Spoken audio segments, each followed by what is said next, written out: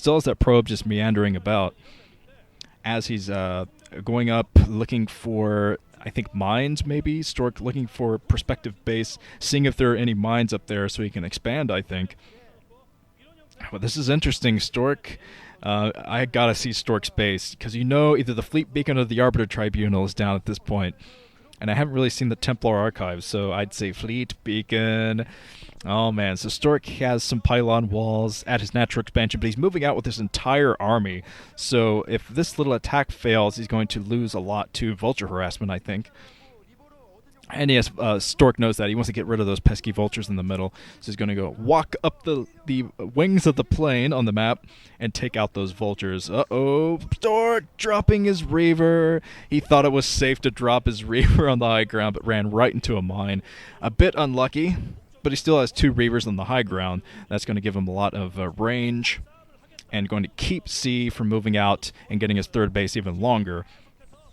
And this could be Stork's strategy for the entire game, just denying this third, because he's devoting so much, so many resources, so many troops to holding this high ground now. He has the Reavers out front. He has his Observer just in case C can't even get a turret up. So hopefully Stork has a few more units at home. He does have 3 Dragoons to protect against the Vulture harassment. Carriers from Stork. 2 Stargate carriers off of 2 bases.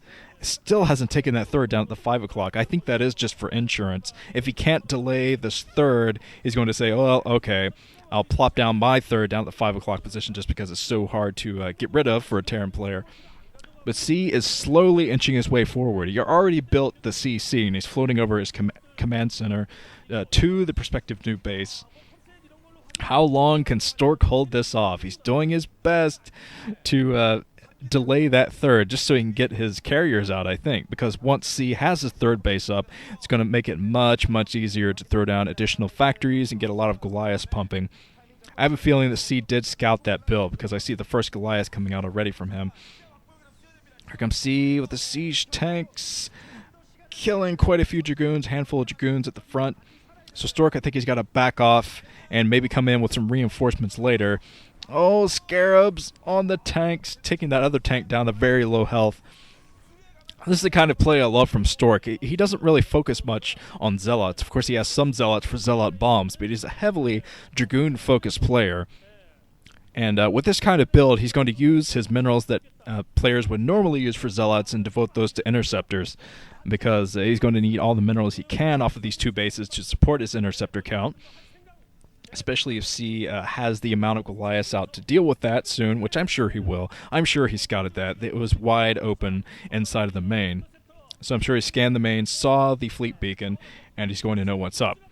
But still trying to get up that third base. Stork actually killing the base with Scarabs. So Stork is delaying the third even longer. Of course, he doesn't want to stay in there too long and take some tank fire. But still delaying that base as long as he possibly can. I think this is his strategy. Delay the third, delay the third, delay the third.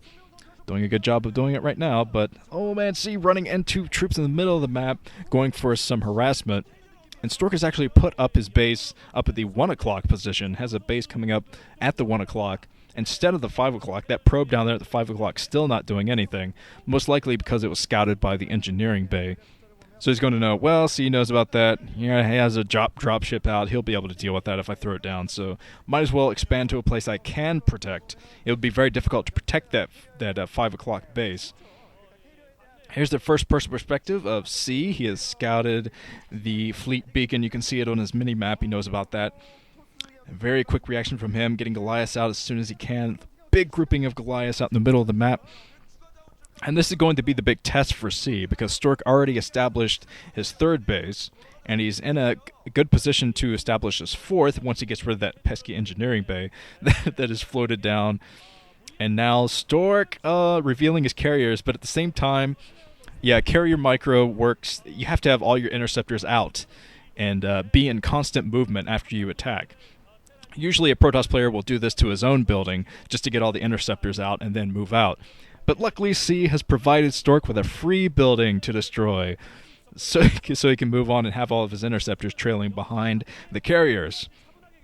So now Stork will keep his carriers in constant motion as to keep the interceptors below them, get some nice harassment there soon. And Stork is falling back to his entire army right now with his carriers, just to make sure he can protect his ground army, because those are going to be critical too. He's going to use his ground army to harass this third base. The Reavers taking a lot of shots. The Reaver's actually badly damaged, but Stork is in here anyway with the Scarabs. Getting the harassment, still denying this third base, delaying the third. That is his game plan, but he's going to fall back with all of his carriers. He does have all of his carriers at his main. Most of his troops are out there, though, at the third base from C, so he's got to rely on these carriers to protect himself. And if the carriers run out of interceptors here, it's going to spell doom for Stork, because, oh man, Stork running into a huge amount of tanks. C, it's plowing through Stork with tanks.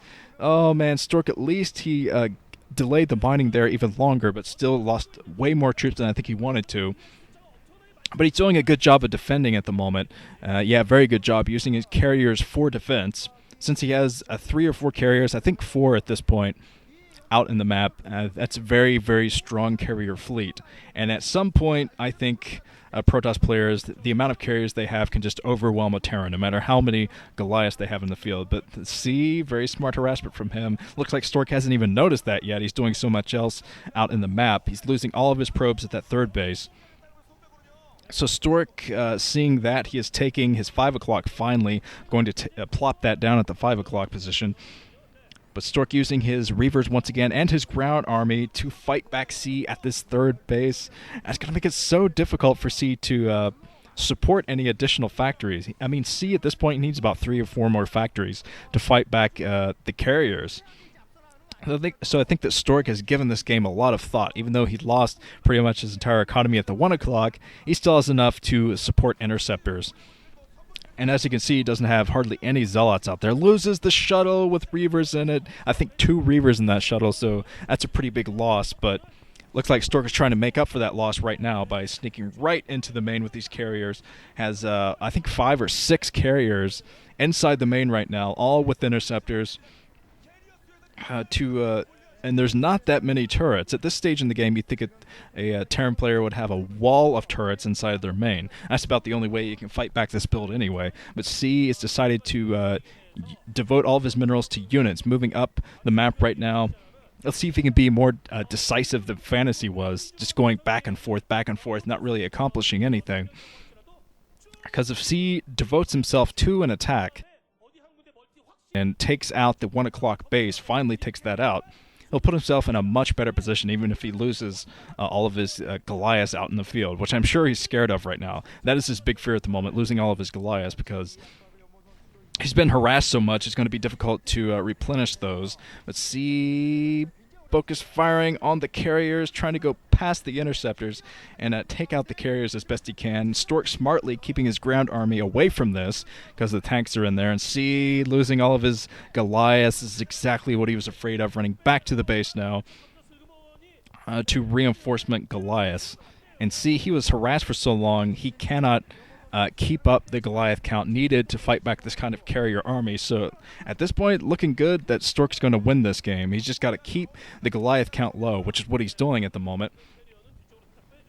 Picking those off, and C, as soon as he gets attacked inside of his main, he's pushing Stork back in the middle of the map, and I think this is smart. It makes Stork pull his carriers back to his main army, keeping them away from the production buildings, which are so crucial for C at the moment.